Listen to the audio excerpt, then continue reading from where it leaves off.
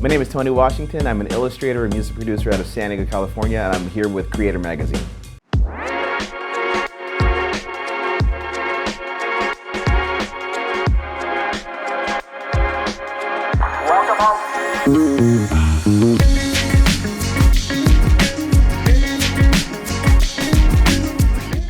I broke into the comic book industry at the age of 18. I lucked up and was hired at San Diego Comic-Con. I took my portfolio of a bunch of scribbles and rough sketches and drawings, and I presented it to Image Comics, and they gave me the chance of a lifetime. And it all started at that age. Started working with my boss, being Jim Lee, which was a hero of mine doing X-Men. So the pressure was intense, but I learned a tremendous amount working with him and all the amazing other creative artists and writers and everyone at Image. So at Wildstorm here in San Diego. So it was a tremendous opportunity, and one I'll never forget. I would define my style. I do a lot of my base is definitely within comics, as that was my start. But I do like to try to branch out and try other different things to help to bring up my skill set and continue to offer more in the industry. So I try to do a lot of the concept art for films and animation, matte painting as well for feature films. A lot of video game and production for different studios around the world. It starts and rooted within comics, but it's definitely branched out over the past, not to date myself too much, but about 30 years. So it's all of it's learning process, but one that I always you never take for granted. You always want to grow and get better at this, and complacency is not a good thing within the creative world. So I always like to learn as much as I can. So a day in my life is definitely, I worked the weirdest hours, so I'm thankful to be able to work from home all day, but my hours would start right around say 9, 10, with just getting up and getting myself going, crawling out of bed and rolling over to my computer, definitely finding a good bowl of Cocoa Puffs.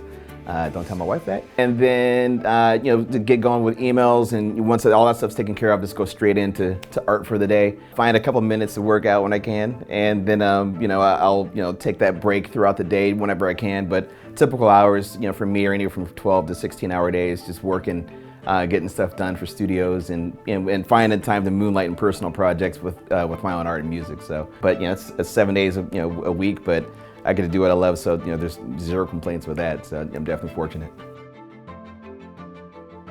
My process within art, it really varies on what the project is. If it's something that's line art based, I typically would do really rough sketches with whatever software I'm using, whether it's Clip Studio Paint or Adobe Photoshop or even Procreate on my iPad. I tend to go in there and just really rough sketches. They absolutely look like stick figures and scribbles. I've gotten that. A lot of people say they can't even do that, but that's literally where it starts, and I still use that in my workflow every single day.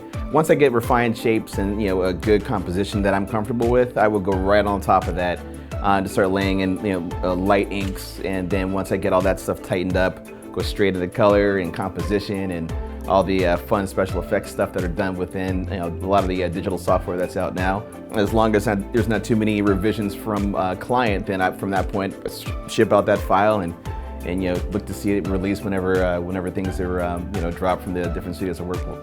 All of it's all that creative process is definitely fun, but each job kind of has its own approach, but the nutshell one would definitely be that's the most go-to for me. So with COVID, it absolutely affected what I do in my brand. A lot of the time I work for studios. So even though working from home, which I'm very comfortable already doing, a lot of the studios, they require certain personnel to be around in an office. So it absolutely affected what I do. And I had to go ahead and make a decision to pivot away from just working for studios and find the opportunity to start really doing my own personal art and creating my own print site where I sell prints and merchandise, even doing a lot more music writing too. So I'm just releasing a lot of stuff on all the digital platforms and really just focusing on a lot of stuff that I love. Even though we're starting to come out of COVID, I'm really still trying to keep inside doing as much for myself as I can, because that's something that I've never really had the chance to really do in so many decades. So for the positive side of COVID for my business is just be able to have time to focus on myself for once and take advantage of that opportunity, because I do not get that opportunity often. So that's primarily where the pivot was, is just really working on personal work. over the past couple of years, and you know, starting to refine that brand now, and you know, releasing a lot of different products across the board. Good habits to have within the creative field are definitely being consistent, and another one would be, I mentioned before, is the complacency side of it. Finding areas to be able to grow as a creative, no matter what field that you're in. It's really important to be able to, one, set yourself apart amongst competition, but two, to be able to have more things you can offer to clients. So definitely, being open to trying new techniques, new software, new hardware, new just general workflows, finding out ways to help refine what you do in your own field is extremely important. If anything, I've learned that a lot of the industry shifts and different waves, and trying to make sure I jump on the right one is important for longevity in this field. So I definitely would recommend just making sure that you're consistent with what you do, whatever if it's in my world, drawing, making sure your audience sees your latest and greatest, and even at the behind the scenes stuff, because a lot of the time, your followers and fans and family will want to see how you actually build that kind of stuff, how you create it from scratch. So being able to be a little bit vulnerable and showing that kind of side, I think, is important. I know I can be bad at that at times, but I do from time to time release just full-on time lapses so people can see that kind of stuff. But I think it's important to just be open to growing, be open to constructive criticism, and again, finding ways to grow what you do in your field. How I developed my style was, one, it was inspiration from so many other creatives in the field. I grew up being a huge fan in the comic world of like Todd McFarlane and Jim Lee, Mark Silvestri. So I wanted to kind of look like their stuff. So I would tend to not necessarily trace it, but try to copy it with as much as I could to kind of understand why they would do or cross-hatching here, or how they would light something here. A lot of the stuff that I would do in my field, I try to just look at as much stuff as possible. So for me as a kid, what sparked my imagination to want to do this stuff was a movie called Tron. Again, just dating the heck out of myself, but it's fine. But seeing that kind of stuff in CG, I didn't know how it was done, so I wanted to learn in the fields that I've been in over the past few years of just kind of understanding how all that stuff is done to be able to produce it. So a lot of it has just been a lot of trial and error, a lot of practice, and just kind of trying to use YouTube to do tutorials and learn. If it's something that's not offered at a studio that I'm at, I can definitely at least find a way of being able to tackle that for myself at home. So a lot of that, from referencing to getting inspiration from all kinds of mediums, including movies and animation and all that stuff. So for me, I try to just dive in as much as I can to kind of understand how things are done and dissect it, so I can kind of figure out how to do it on my own. But I think that's the key for me, is just trying to be open to as many different fields to be able to polish out what I do as a creative. So the advice I would give for any new and upcoming illustrators of definitely of all ages, it's important to be open to constructive criticism when it comes to doing what you do. Being, again, consistent, I think it's really important to get especially with social media here, that's something that was not available when I was a teenager. So I think it's a great way of being able to share what you do as a creative. Share it with the people that you look up to, share it with your friends, get feedback. Try to do, like, if you're especially in the art field and photography, try to do shows if you can. Different conventions, especially San Diego's got so many of them, like Comic-Con and there's Comic Fest and Rocket Con, and so there's all kind of stuff, especially in my field, there's a lot of opportunities there. But we have galleries that you can get yourself exposed at. So I think it's important to continue to believe in what you do as a creative, and definitely never give up. If anything, I can say is I started really working hard at 15, and it took me 3 years of being told no before I got the yes from Image. So I know it's possible, so definitely it can be discouraging, but I use that to help to refine what you do as an artist, and it'll definitely pay off. My favorite comic character is, it's hard. The one that got me inspired to get into comics like full-time was Spawn. So that's definitely credit to Todd McFarlane and Greg Capullo. But my favorite, I would say overall, would be Batman. I've always been a fan of Batman. I think it's the darkest character, doesn't need superpowers, but I definitely think Batman would be my favorite. But the one that got me inspired to doing comics full-time would absolutely be Spawn.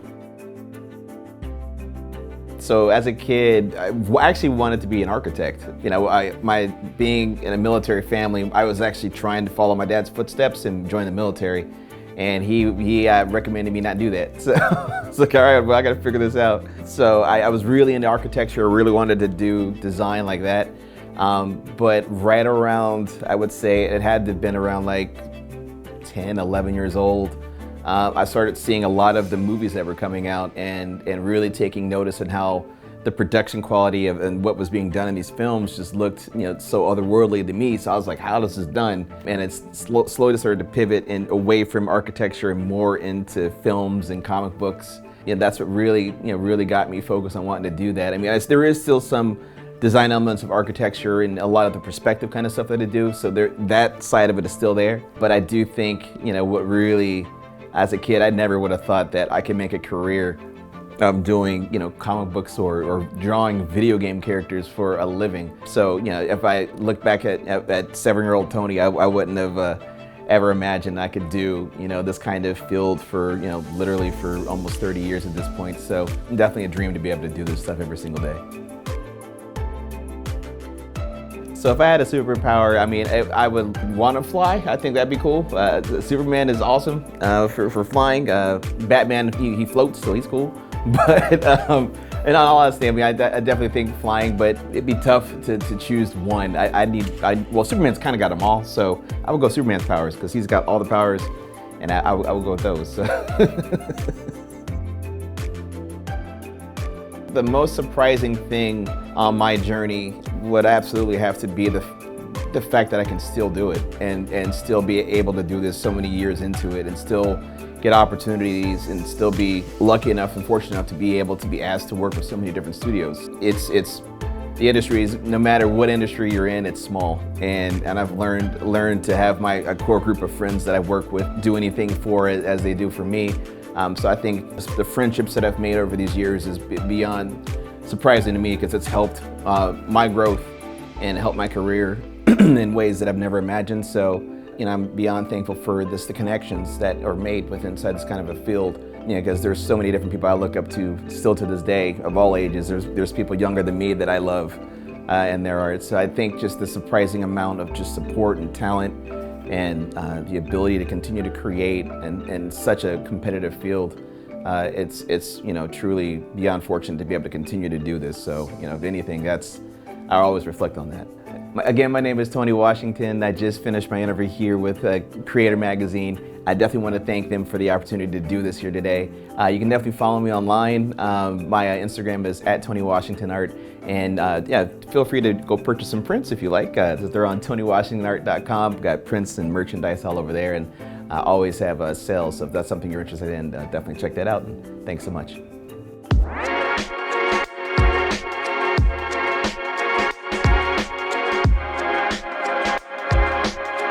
Welcome home.